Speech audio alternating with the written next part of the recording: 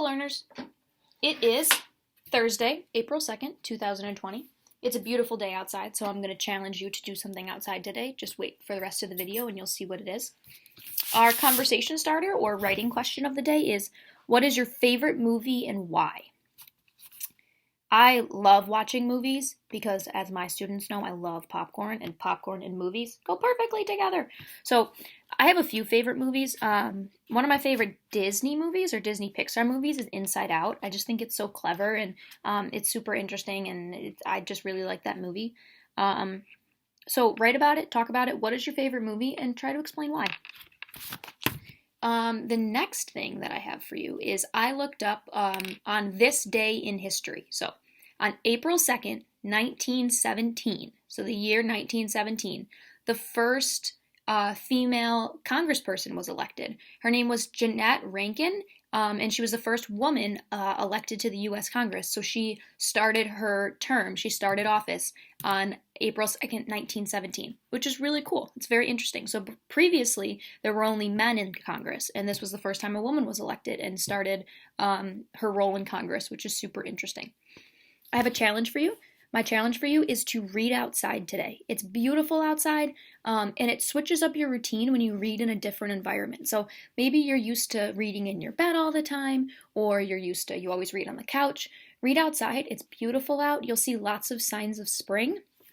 And it just switches up your routine. So get a blanket or a chair, find a cozy spot outside, and read outside. I really think that you'll like it. I did it today already. I laid outside and I put a blanket out with my dog, and we just sat outside and I read, and she just kind of sat with me, and it was really lovely. So give it a try.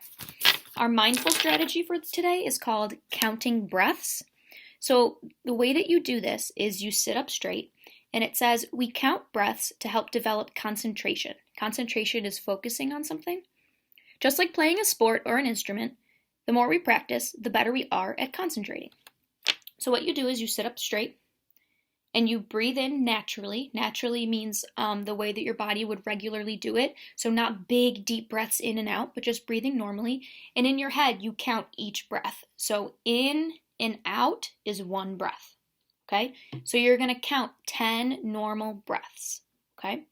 Then you're going to do it again, and when you're counting those breaths, really focus on your breathing and what you feel and what you notice about your own breathing, maybe what you hear, what your body does, really focus on it.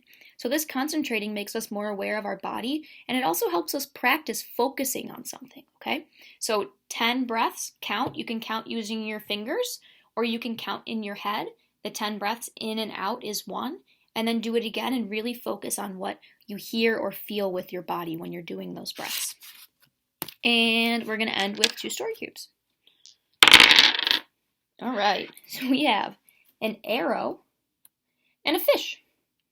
So you can do a 1-sentence story tell around your group and have everyone come up with the next line in the story for one of these topics, starting with an arrow or a fish.